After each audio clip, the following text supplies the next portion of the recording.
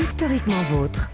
C'est extrêmement désagréable, d'autant qu'on ne sait doublement pas d'où ça vient, ni physiologiquement, ni étymologiquement, avoir un chat dans la gorge. Stéphane, décortiquez-nous cette expression étrange, car je ne vois pas trop comment un chat, si petit soit-il, moi même un chaton nain, pourrait entrer là-dedans. D'où ça vient, l'expression ? Eh bien, justement, d'où, je ne sais pas, Mathieu. Non.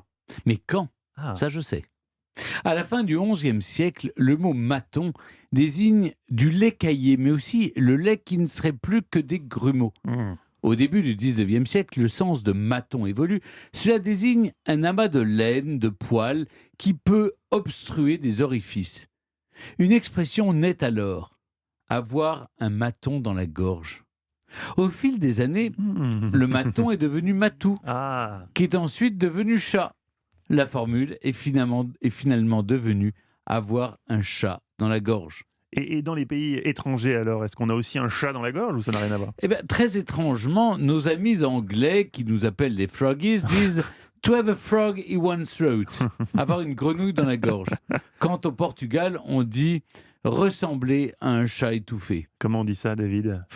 On garde, je me garde, mais genre je n'ai pas entendu cette expression en portugais, elle me dit rien. Moi j'aurais dit. Elle n'est peut-être pas du tout Oui, authentique. Stéphane, c'est pourquoi je l'ai dit en français. Quittons-nous, si vous le voulez bien, sur cette citation de Cicéron. Les orateurs élèvent la voix quand ils manquent d'arguments. C'est beau, mais quel rapport avec le chat de la gorge ? Aucun, il avait juste Pierre envie... qui roule n'amasse pas mousse.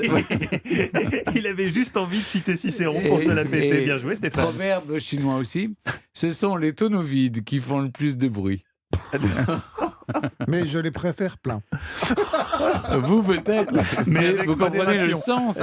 Oui, Vous n'avez pas compris le sens. Si, bien Je sûr. vais vous l'expliquer. Si. C'est moins on a de choses à dire, plus on les dit fort. Voilà. Et on a eu beaucoup de choses à dire aujourd'hui, Stéphane, dans Mais Historiquement énormément, Vôtre. on a Encore appris une, plein de une choses. belle balade à travers les siècles. Non, mais surtout, voilà. Vous savez, le maton est devenu matou qui est devenu chat. Ah, lui, le truc qu'il a préféré dans l'émission, c'est sa chronique. Non, quoi. non. Ah, non, J'ai adoré quand j'ai parlé, à un moment j'ai parlé, J'ai dit un truc, c'était génial. Non, quoi. mais C'était vous, top. vous ne m'en voudrez pas Oui. de ne pas m'apesantir sur mes propres récits. En revanche, j'ai beaucoup aimé l'explication, l'histoire du papier bulle et puis de la limonade aussi. C'est vrai que c'était intéressant aussi. Oui, j'ai appris plein de choses.